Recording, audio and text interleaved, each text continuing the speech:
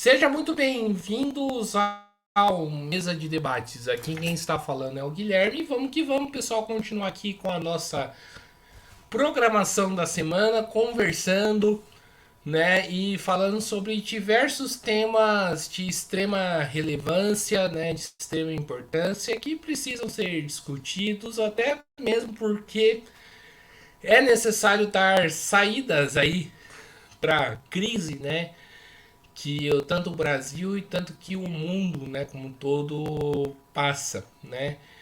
E, né, vamos conversar aqui sobre reforma política, né, que foi um tema sugerido, né, pelos ouvintes, pelo pessoal que nos acompanha aqui, né, especialmente pelo Maxwell.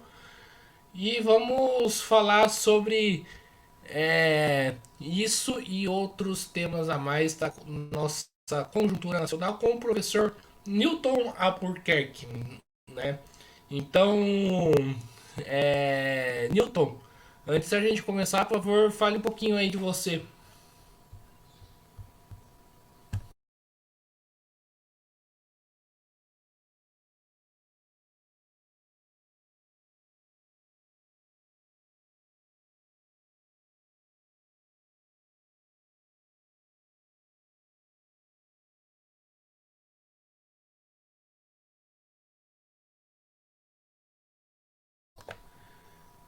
Acho que nós estamos aqui com um pequeno problema novamente, né? Que nós estamos aí tentando fazer a nossa entrevista, a nossa live, né? Peço aí um pouco, né, da paciência, né? Enquanto o Newton não volta, né? Que já voltou já, na verdade. Newton, pode começar a se apresentar.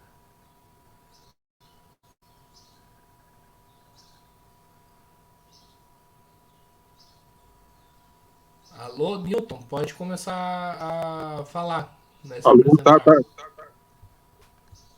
É, bom, posso começar então?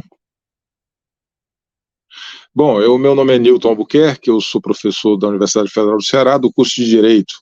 Lá eu leciono Direito Constitucional e Direito Internacional Público.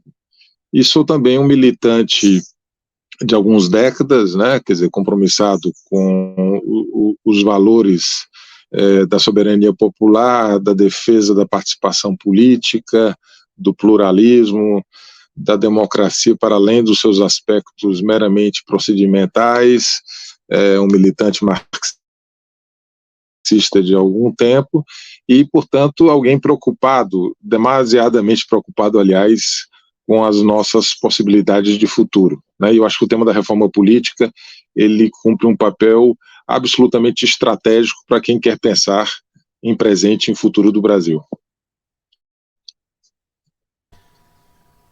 Maravilha, né? Então, retomando aqui as perguntas, né? Quando a gente fala de reforma política, né, ô Newton, o que, né, a gente quer falar com isso, sobre isso, né? O que significa reforma política, né? Que é um tema bastante amplo que dá margem para muitas coisas, né? Eu acho que há sempre, nessas palavras, muitos elementos que estão ainda preenches de uma maior determinação. Né? Quando você fala reforma política, a primeiro momento parece algo muito em aberto e muitas vezes muito polissêmico. Né? Quer dizer, aqueles que procuram circunscrever reforma política, a mera discussão sobre o sistema eleitoral no plano institucional, pensando em questão de financiamento de partidos, fundos públicos ou privados, tempo dos partidos na TV, ou outros mecanismos mais formais. Não que esses não sejam temas propriamente relevantes, mas eu acho que o grande tema que nós precisamos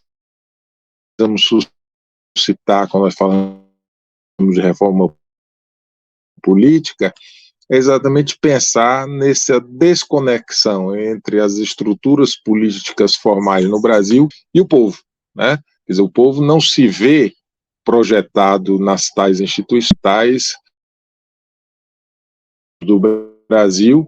E eu acho que a principal reforma política que nós precisaríamos implementar, partidária, é exatamente a socialização dos processos políticos. Como fazer com que o povo, que é o principal titular do direito político, seja de fato esse titular, né? De fato ele se configure na realidade como tal, porque há muitas impermeabilizações das instituições, a participação popular, há muitos freios que são postos, especialmente a partir do poder econômico, que meio que captura o poder político, e nós precisamos pensar isso seriamente, fazer com que o povo se manifeste não só no período eleitoral, mas se manifeste com citos de referendos, de recalls, de outras.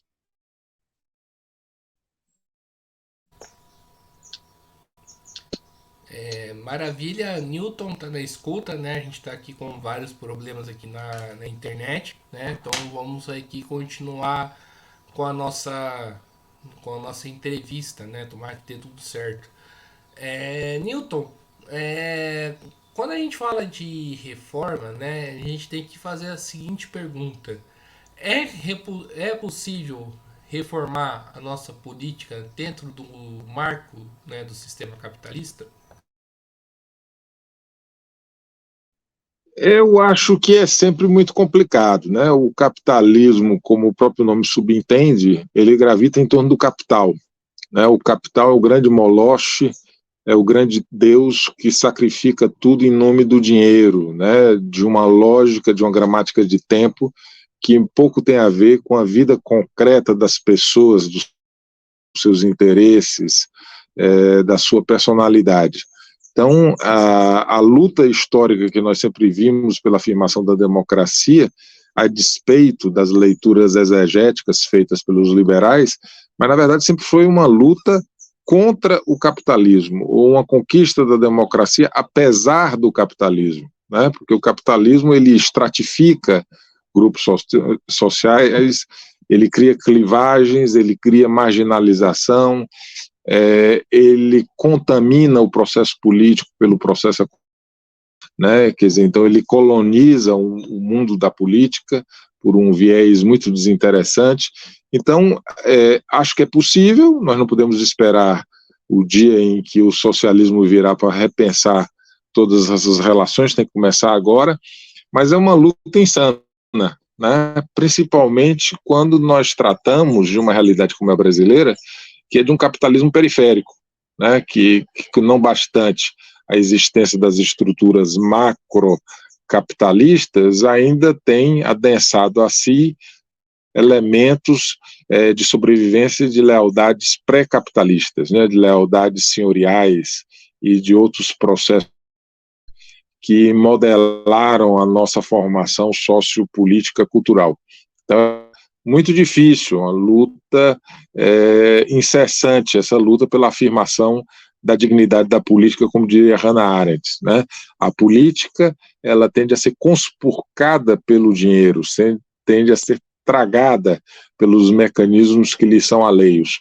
Então, esse é um processo que ou nós fazemos com muita mobilização, com muito protagonismo popular, com a percepção de que o povo é o grande sujeito e precisa se afirmar como tal, ou, de fato, a democracia para nós sempre será aquilo como que o Sérgio Buarque de Holanda, uma certa feita, resumiu, um grande mal-entendido, né? Porque a democracia também ela padece desse problema da polissemia, né? Quer dizer, hoje dificilmente alguém se diz contra a democracia, todos se dizem a favor. O problema é quando nós aproximamos a lupa e vamos ver o que significa democracia para cada qual que fala. Aí nós vamos ver que eles significam coisas muito diferentes. Muitas vezes até a democracia, paradoxalmente, se afirma no discurso de alguns como a negação da própria democracia, né? Então é um problema que nós temos que definir. Para isso nós precisamos de conceitos, de categorias, que delineiem um debate público, que no Brasil ainda é muito escasso e muito insuficiente. Então eu faço a pergunta para você, né? O que significa democracia? Democracia, se nós formos olhar em termos etimológicos, demos é povo, né? Cracia é o poder do povo, é o poder que afirma a autonomia do povo enquanto sujeito deliberativo dos processos políticos, né? Quer dizer, para isso, obviamente, precisa ter tempo minimamente livre, precisa, né? E precisa fazer com que suas decisões, de fato, sejam incidentes junto às pessoas, junto ao contexto, que é essa grande dificuldade que nós temos na democracia de soberania popular. Né? Primeiro é fazer com que o povo tenha acesso aos meios informativos que permitam que eles compreendam o que se dá ao seu derredor. Né? E segundo é fazer com que, depois disso, tendo definido as suas posições, essas posições, de fato, façam-se valer diante da realidade, né? Porque os interesses hegemônicos são interesses sempre contrários, quando não antagônicos, aos interesses populares, né? Quer dizer, então a democracia, ela, na verdade, é a expressão do poder das maiorias que compreendem como sujeitos, né?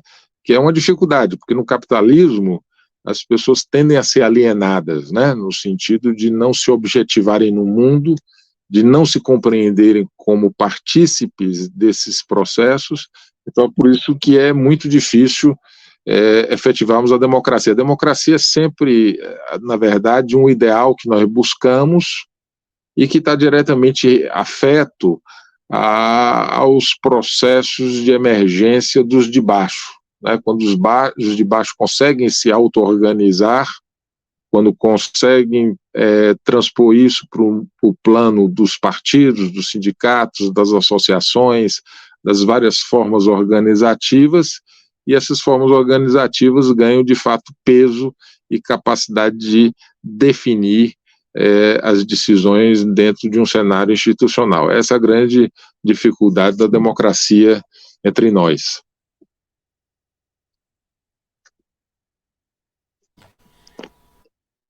Essa alienação do povo, né, que você fala, né, não se daria muito por conta aqui do povo, né, ter que trabalhar e com isso ele não participa da política, pois as horas que ele poderia estar, né, participando, né, da política, discutindo política, votando de acordo com seus interesses, ele está trabalhando, não está por conta disso. Tem essa dimensão que eu diria até ontológica da alienação, que é a forma de estar no mundo através da sociabilidade burguesa, né? Essa sociabilidade do capital é uma sociabilidade que faz com que você não se identifique com os processos objetivos, né? Aqueles que constroem toda a riqueza do mundo, que advém do trabalho, não se identificam nos seus produtos, né, como o velho Marx já havia previsto. No nosso caso, eu acho que isso ainda se agrava porque nós somos alienados em um duplo sentido, porque nós somos alienados na nossa condição de país periférico, que tem dificuldade enorme de se fazer afirmar no cenário internacional, né? Então essa é uma outra dificuldade que se agrega. E o fato de que nós somos uma sociedade em que até os valores da liberdade e igualdade formais não encontram guarita, não encontram inserção como deveriam ter na nossa realidade, né? Então é um país que sofre de muitos déficits, né? Quer dizer, somos um país historicamente marcado pela aquilo que os unia, né, privilégios, e as amplas maiorias não têm sequer direitos, né, os direitos mais comezinhos, mais básicos, eles são subtraídos pelos grupos de poder, pelos grandes interesses econômicos, né? Então é uma alienação estrutural, a uma alienação que o próprio Darcy Ribeiro também se referia na nossa condição de povo objeto do colonialismo, né? Mas que nós precisamos enfrentar, né? Quer dizer, a grande dificuldade nossa é conseguir enfrentar, arrostar esse debate estrutural que ele ficou meio que à margem, né? Quer dizer, as instituições, os grupos dominantes, de alguma forma interditaram. Os debates mais importantes sobre os nossos destinos são interditados. Nós não discutimos reforma urbana, nós não discutimos reforma agrária, nós não discutimos o judiciário, nós não discutimos as forças armadas, nós não discutimos a reforma política, enfim, os assuntos substantivos que de fato definem o que somos e o que queremos vir a ser, esses são impedidos de serem debatidos, né? E aí vem à tona somente os debates, na verdade, que deveriam estar no segundo plano, né? Mas que questões mais administrativa havia um foco do.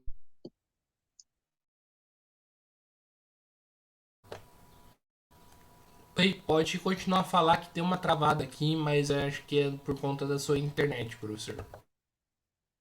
Pois é, eu acho que é isso. Então, eu acho que nós precisamos soberania popular na parada, né? Nós precisamos colocar a soberania popular e fazer com que ela a sua incidência sobre o real. Esse é o grande desafio que nós temos no Brasil. Eu acho que a verdadeira reforma política ela deve passar necessariamente por uma discussão sobre esse processo mais amplo, mais global.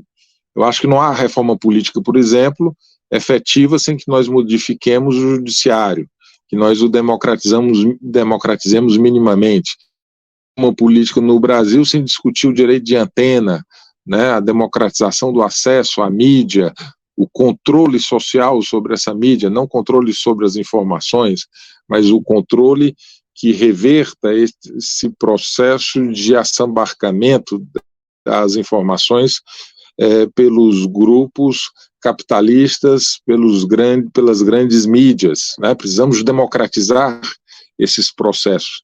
Então, o grande debate no Brasil é a democratização das relações de poder. É como o poder fazer com que esse poder franqueie-se aos de baixo, abra-se a inflexão da vontade popular.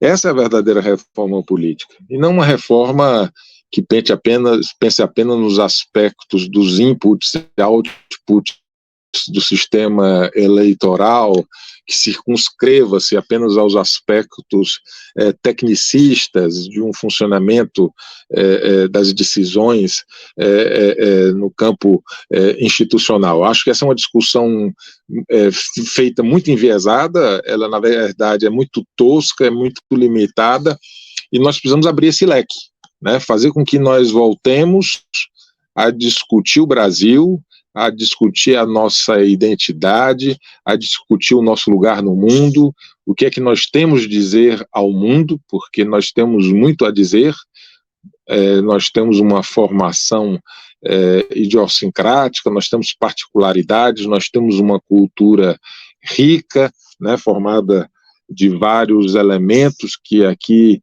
se sedimentaram, de várias etnias, de vários povos, e nós precisamos nos abrir a esse rico debate que é travado, que é travejado por alguns poucos que não querem fazê-lo. Perfeito, professor.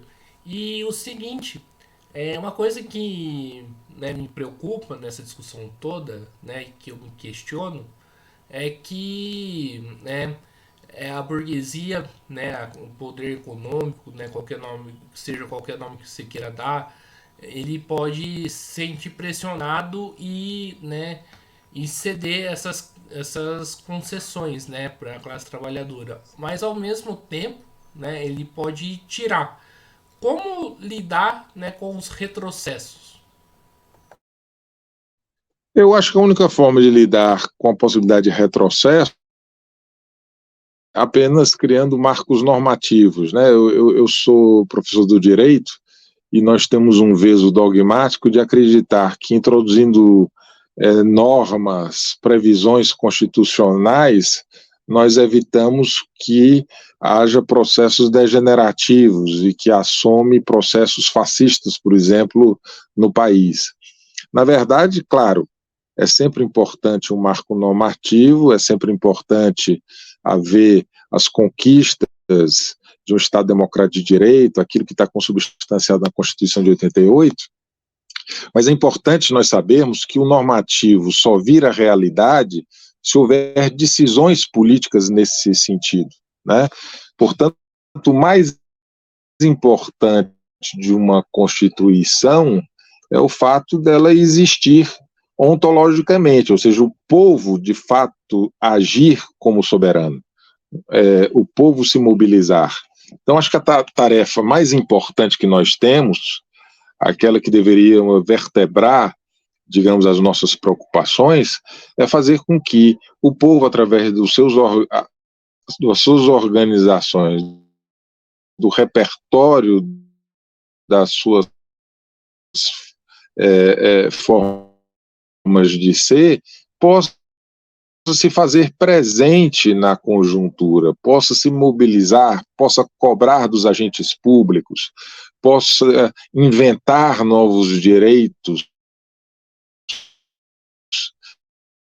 né, fazer com que essas subjetividades plurais que compõem aquilo que nós chamamos de povo possam de fato vir à tona, porque o que nós temos no Brasil é um represamento, o que nós temos no Brasil é um processo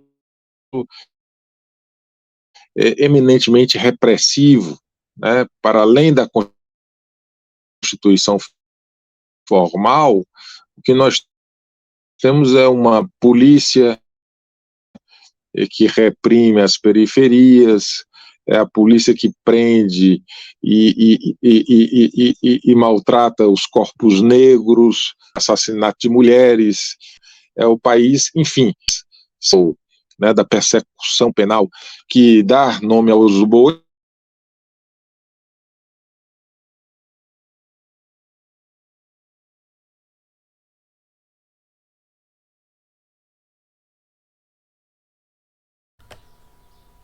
Mais uma vez aqui com um pequeno problema aqui na internet do Newton Albuquerque, né, do professor Newton Albuquerque, ele que é professor da Universidade Federal do Ceará, ele apareceu aqui na outra tela, então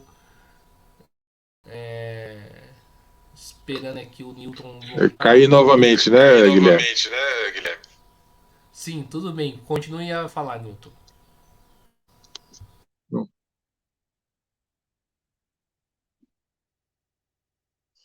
Você me ouve? É porque eu não estava lhe ouvindo, né? Mas não sei se do seguimento ao que eu dizia, né? Quer dizer, então acho que é isso, nós precisamos pensar uma reforma política que não se pense apenas limitadamente aos processos eleitorais. A reforma política no Brasil é fundamentalmente, ao meu ver, a meu juízo, a amplificação da participação popular, é fazer com que as assimetrias que assinalam o funcionamento da política no Brasil sejam superadas. E nós só fazemos isso se nós revertermos um conjunto de interdições que nos moldam desde a nossa colonização, né? Quer dizer, nós somos um país que foi feito para poucos, né, desde seu processo colonizatório, com o regime de plantations, com a nossa vocação agroexportadora, né, nós pensamos aqui um mita, né, inclusive ser brasileiro na sua origem etimológica significa profissão, significa vir para cá servir como extrativista para o Império Português. Nós nunca nos pensamos propriamente como cidadãos, nós nunca nos pensamos como ativos protagonistas da nossa autoconstrução. Então, acho que não tem como pensar uma reforma política dissociada da superação desses aspectos que, infelizmente, nos infelicitam, né? Que nos jogam para uma condição de subjugação, né? Quer dizer, então acho que é importante essa reflexão, é importante que nós consigamos ser coetâneos do nosso tempo, e o nosso tempo também pressupõe que nós regurgitemos os outros tempos, que nós retomemos o passado através de uma perspectiva de futuro, que nós revejamos determinados elementos que nos foram impedidos de vicejar, né? Nós sempre tivemos dificuldade esse, né? Se visse como de fato construtor do Brasil, né? Acho que a verdadeira objetual política não é algo que se cristaliza apenas em eleições periódicas. Política é, de novo, também sempre contínuo, né? Como dizia Hannah Arendt. E a política no Brasil, ela é sempre negada, né? Ela é sempre impedida de ser exercida na sua plenitude pelos chamados donos do poder, pelas classes dominantes, pelo imperialismo, pelas oligarquias, né, pelos estamentos burocráticos. Quer dizer, são esses que impedem que a política com P maiúsculo possa de fato se afirmar, possa de fato se realizar. No dia em que nós estivermos efetivamente decidindo os seus destinos.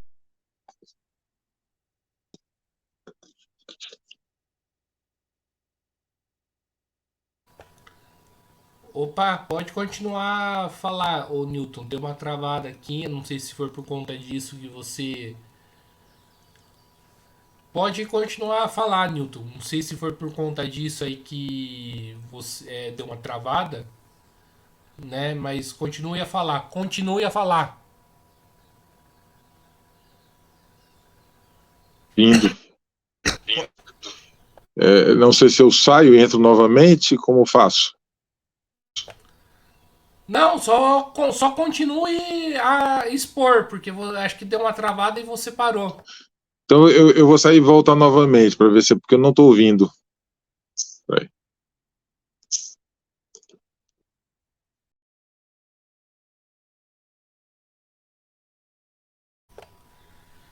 Então é isso aí, pessoal.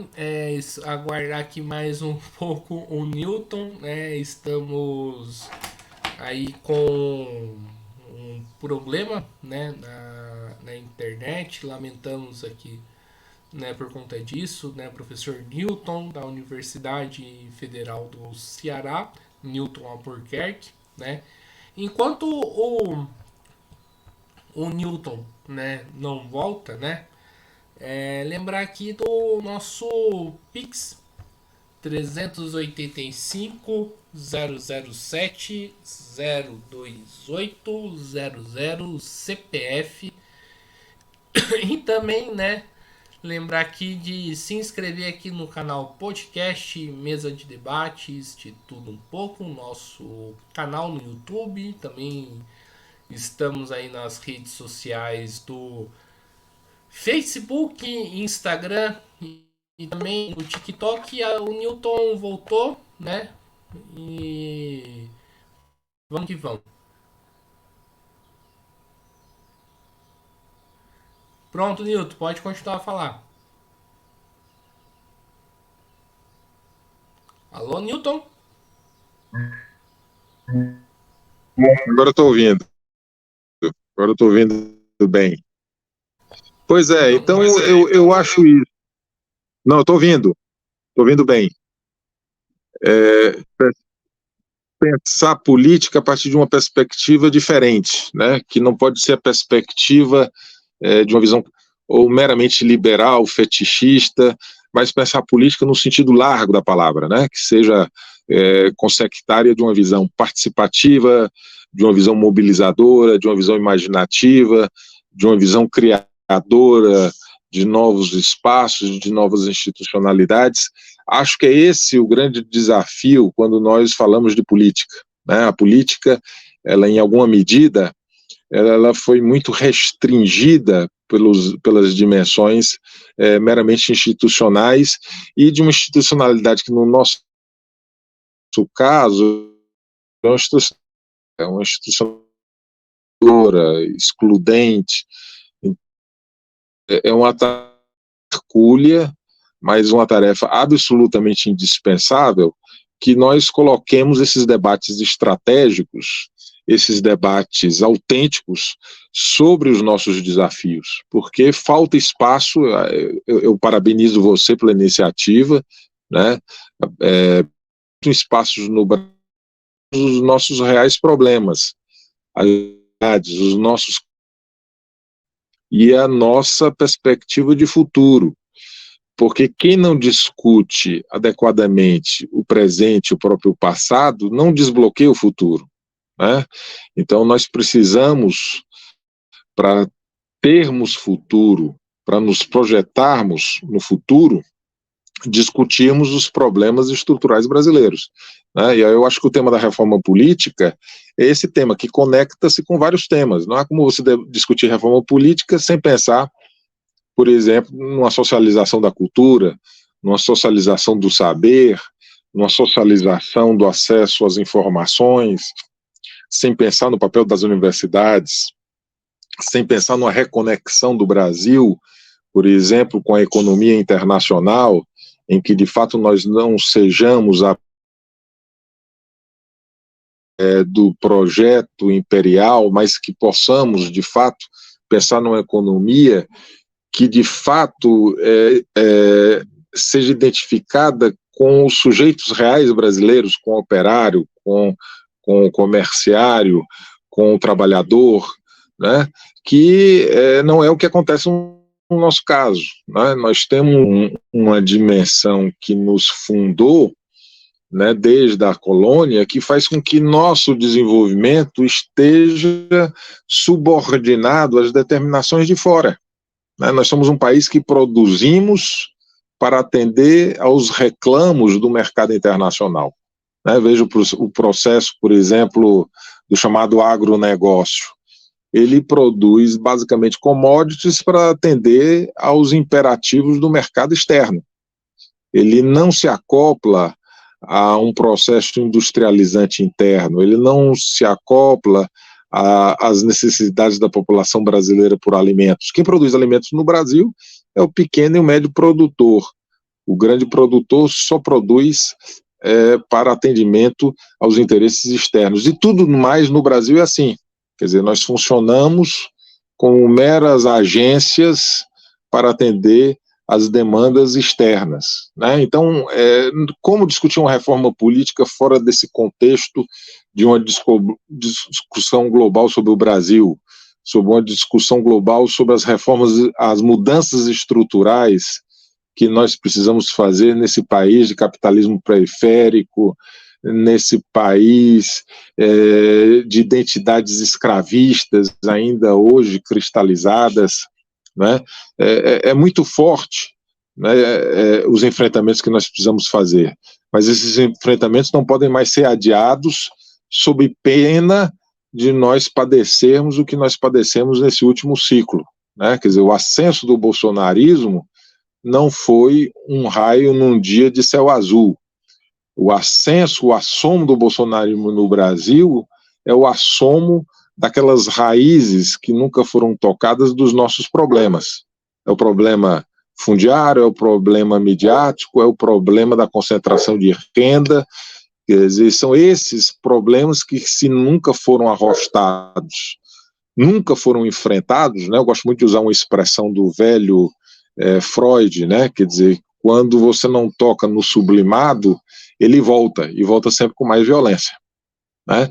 Então, no Brasil, nós temos recorrências reacionárias, nós temos uma história que não anda para frente, é como se nós vivêssemos num eterno passado, é como se o nosso presente e futuro fosse cíclico, né?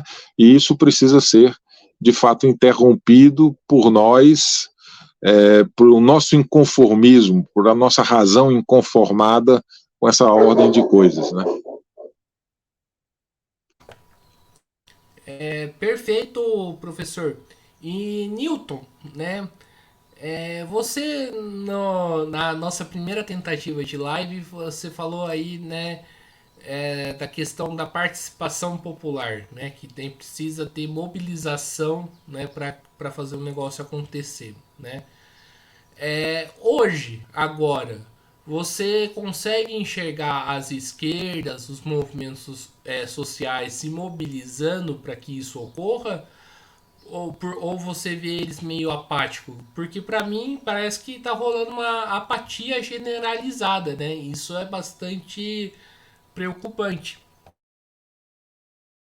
Eu acho que nós saímos de um ciclo muito ruim, né? Quer dizer, nós fomos em grande medida nos últimos 4 anos atacados, vilipendiados, negados na nossa condição de humanidade por um neofascismo que se institucionalizou. E temos, para agravar um pouco mais o quadro, uma deterioração do mundo do trabalho, né? Quer dizer, as reestruturações produtivas, né? A ascensão do chamado toyotismo como engenharia do mundo do trabalho pulverizou os trabalhadores, né? Fez com que os sindicatos perdessem um certo vigor, né? Então nós precisamos, ao mesmo tempo, superar o neofascismo e repensar talvez as nossas estruturas organizativas, ser capaz de sintonizar com as novas dinâmicas, com os novos sujeitos que nascem, né? Quer dizer, então eu concordo em alguma medida com o que você diz, que de fato nós ainda temos uma grande passividade, né? Mas acho que também há um certo inconformismo que começa a lobrigar, que começa a emergir, né, dessas novas tendências, né? E acho que quando você abre um espaço como esse que você abriu hoje, né, e quando você cria um canal como esse, você também está dando uma contribuição para essa alteração dessa subjetividade, né? Porque a política, ao contrário do que muita gente pensa, não é só estrutura, né? A política é também subjetividade, a política é também praxis, a política é também ação, né? Apaixonante. Então nós precisamos criar essa paixão mobilizadora, nós precisamos agregar essas energias que se encontram ora dissipadas e marcharmos à frente, né? Quer dizer, acho que a conjuntura agora, pelo menos é a nosso favor, nós não temos mais um governo que trama pela nossa destruição, nós não temos mais os nossos corpos expostos à necrofilia do fascismo, né? Quer dizer, isso já é, em grande medida, uma vantagem, né? Mas nós precisamos aproveitar esses espaços que nós conquistamos, né, a partir de muitos enfrentamentos, e amplificar isso, né? Quer dizer, tornar a política um assunto que seja cotidiano, não esperar só a eleição, não esperar só fazer caixinha para eleger deputados e vereadores. Nós precisamos fazer que a política seja a política do dia a dia, né? Interferir nas grandes debates, mobilizar, fazer com que nas faculdades se discuta, que é nas universidades, nos cantos de fábrica, nas unidades de trabalho, junto aos movimentos feministas, né? Quer dizer, é uma tarefa, como eu já disse anteriormente, hercúlea, é uma tarefa gigantesca, mas é uma tarefa que é possível. É importante que nós acreditemos que é possível, que isso já foi feito em outras oportunidades. E também lembrar que nós só derrotamos o fascismo porque nós nos mobilizamos. Porque se nós dependêssemos apenas das redes sociais, se nós dependêssemos apenas dos processos formais, nós não teríamos conseguido esse intento, né? Então, a sociedade brasileira é uma sociedade forte, uma sociedade mobilizável, né? Uma sociedade que tem a sua organicidade. Aliás, em muitos casos, até mais organicidade do que alguns países de democracias mais antigas, né? Quer dizer, em que pese as nossas fealdades e os nossos limites, mas nós temos também uma história de movimentos cívicos fortes, de uma certa mobilização popular nas comunidades, né? Quer dizer, nós precisamos apenas unificar esses processos dispersos, né? Acho que a tarefa que se coloca nessa conjuntura, e eu acho que aí o tema da reforma política, nesse sentido mais qualificado, nesse sentido mais amplificado, ele se coloca com centralidade, né? Mais do que discussões tecnocráticas, do que alterações de marcos institucionais. O que nós precisamos, com grande dramaticidade, com urgência, é fundamentalmente o povo mobilizado, né? Através dos seus atores, através dos seus corpos organizativos, né? Para que nós possamos fazer o debate, porque as tais elites, as classes dominantes, não interessam esses debates. A elite brasileira é uma elite que, desde os seus primórdios, ela colocou-se numa posição de subordinação ao imperialismo, ficou como objeto de privilégios. Ela não quer a cidadania ampliada, ela não quer uma sociedade fundada em direitos, ela teme o povo, inclusive, né? Ela tem asco, ela rejeita a cultura popular, ela rejeita o Nordeste, ela rejeita o Norte, ela rejeita os sotaques, ela rejeita o nosso modo de ser, a nossa forma de se mover, as nossas múltiplas e compósitas identidades. É isso que a gente precisa saber. O presente e o futuro do Brasil está no povo, e não nessas classes dominantes carcomidas que há muito tempo se divorciaram dos nossos destinos, né? Newton, você toca num assunto interessante, né, que é a questão das eleições, né, falando que não pode se restringir apenas às eleições, mas eu acho que ocorre uma questão que eu considero bastante antidemocrática, né, que a gente precisa resolver, é que os partidos de esquerda, né, os partidos ideológicos, né, cito aqui, né, os três que participaram aí das eleições, além do PT, né, que lançaram candidaturas independentes, como o PSTU, o PSB e a UP, né, eles não têm espaço de televisão. Ao mesmo tempo, né, nos debates deram voz, por exemplo, ao Padre Kelmon, né? Como resolver essa questão, né? Porque para mim é bastante antidemocrático, né? Esses partidos estarem fora aí, né, dos debates, né? E até mesmo aí das propagandas políticas. Ou quanto estão, né? São propagandas políticas aí de 10 segundos. Eu acho que, na verdade, nós temos uma estrutura que induz a passividade política, né? Quer dizer, e que impede que os reais atores possam vir à tona, né? Quer dizer, você falou dessas organizações, algumas pequenas, né? Com pouco peso institucional, né? E às vezes também até um certo pouco peso social em relação aos próprios partidos tidos como grandes, né, que sofrem também das mazelas desse processo, né? Quer dizer, no caso do PT, por exemplo, a gente percebe muitas vezes como ele é tragado por uma dinâmica institucional, né, que assola quase todos os partidos na história do movimento popular e operário, né? Se nós olharmos para a história das organizações de esquerda, elas têm sempre uma certa dificuldade de lidar, quando participam de processos eleitorais, a serem assimilados pela ordem, né, e a perderem o seu pé no movimento social, né? Então essa é uma dinâmica cabulosa do sistema capitalista, da sua própria, ele tornar as classes dominadas acéfalas, heladas pela própria ordem do sistema. Isso é um problema difícil, né? Esse é um problema que precisa, em grande medida, que a esquerda volte ao leito do debate estratégico, né? Quer dizer, se reposicione em relação a isso, né? Faça com que os temas que são importantes, claro, os temas imediatos de melhoria de vida, de justiça distributiva são importantes, mas é importante também voltar para a discussão estratégica. Qual é o país que nós queremos estrategicamente? Nós queremos viver no capitalismo? É possível nós resolvermos os nossos problemas nos limites da ordem? Ou é necessário que nós ultrapassemos, né? Estamos em um outro marco institucional, em uma outra dimensão civilizatória.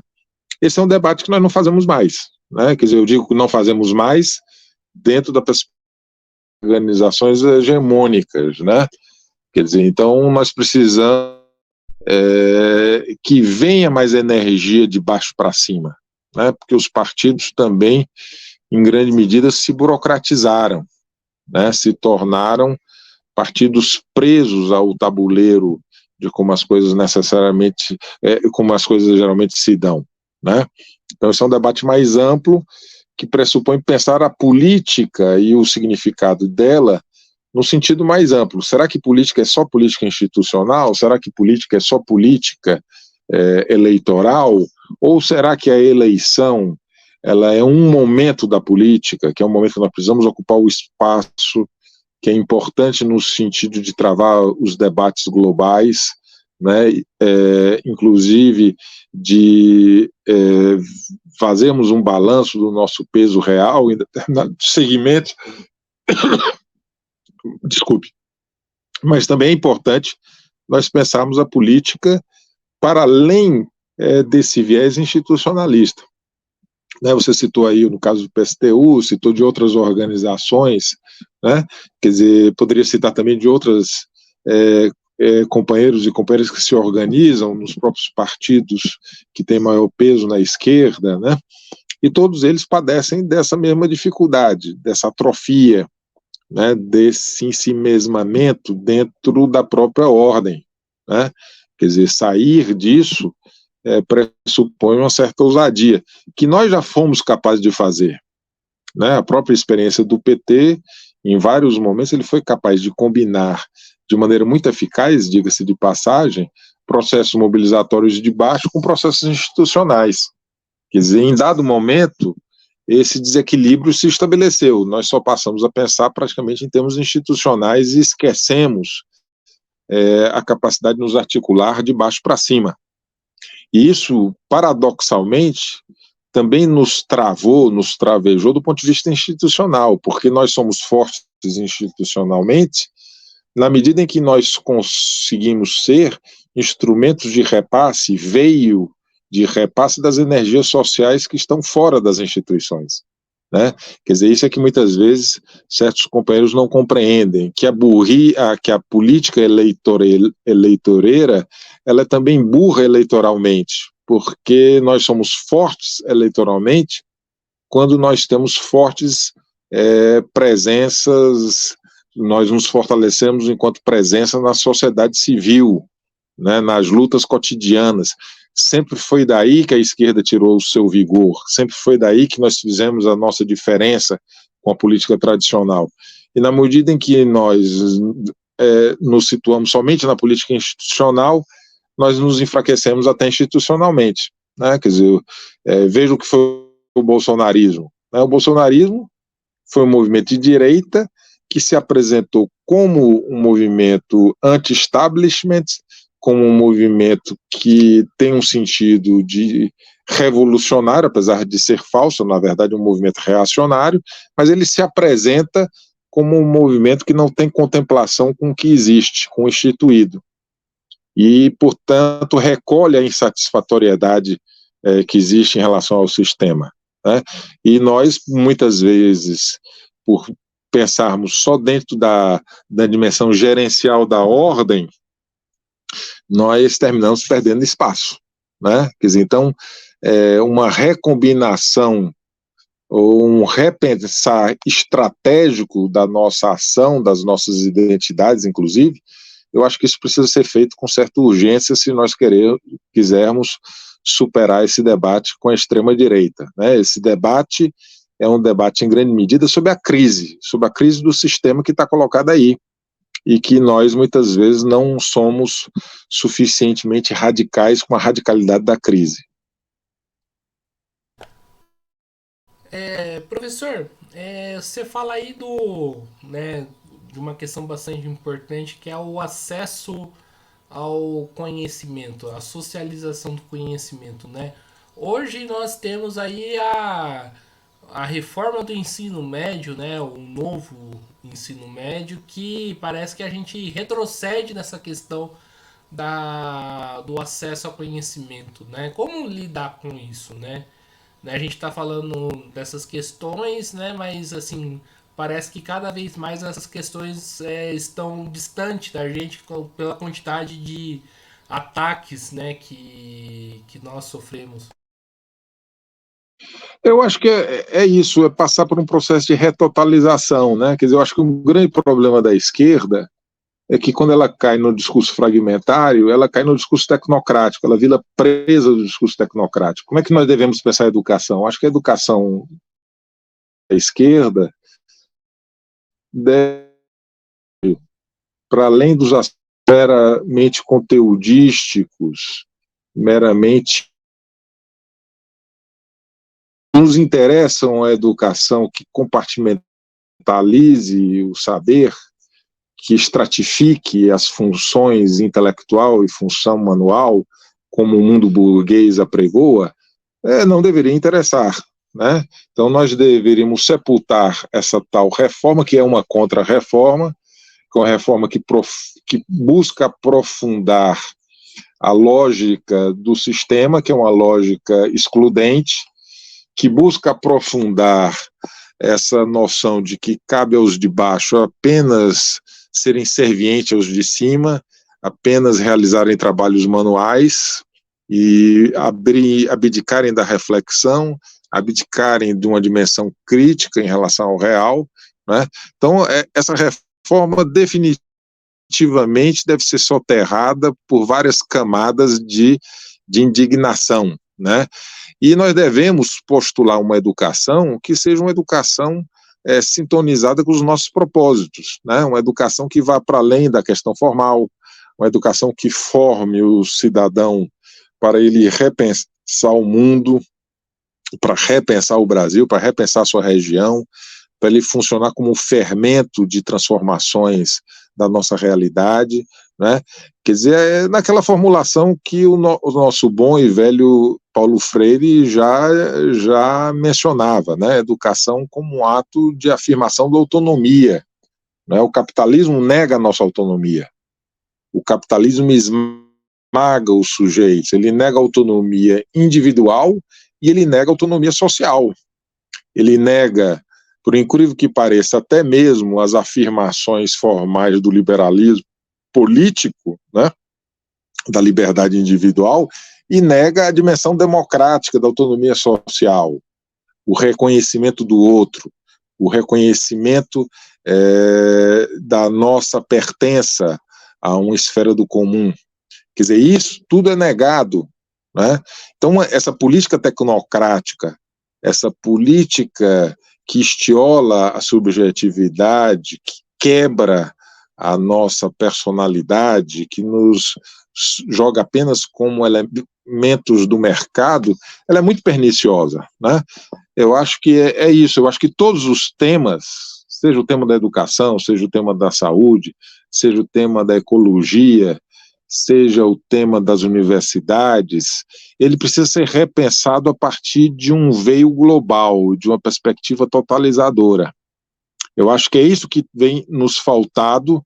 Eu acho que a esquerda tem renunciado à sua condição de sujeito pedagógico, esclarecedor e unificador das várias experiências dispersas, né? O que nós temos é isso, nós estamos dispersos, nós estamos, digamos assim, sem uma unidade que nos vertebre, que nos faça fortes, né? Porque sempre que nos fez fortes foi o pluralismo, mas esse pluralismo que ao mesmo tempo se afirma enquanto unidade. Né? Quando nós perdemos isso, quando nós genuflexamos diante dos do conceito de educação, por exemplo, a ordem capitalista pensa a educação como domesticação. Ela pensa a educação apenas como nos tornarmos máquinas para sermos úteis à reprodução do capital. É para isso que ela pensa a educação. Nós devemos pensar a educação sobre outro viés, né? Mas muitas vezes nós renunciamos à disputa e isso termina saindo pela culatra, né? Quer dizer, acho que é um pouco isso. E a sociedade não sabe o que porque nós não fazemos essa discussão. Nós não colocamos essa discussão dentro do patamar ou dentro da perspectiva que deveria ser colocada, né? E ao assimilarmos os padrões da ordem, terminamos confundindo tudo e terminamos jogando, digamos, mais água na moenda do sistema, né? Quer dizer, no moinho do sistema. Isso é muito ruim e só nos prejudica a médio e longo prazo.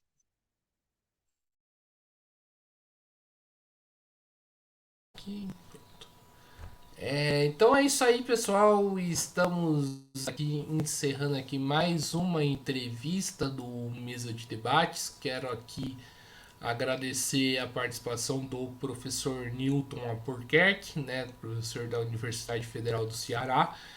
Né, gostei aí bastante da discussão. Espero, né, que vocês também gostem, né, dessa conversa, né? E passo a bola para o professor Newton fazer suas considerações finais.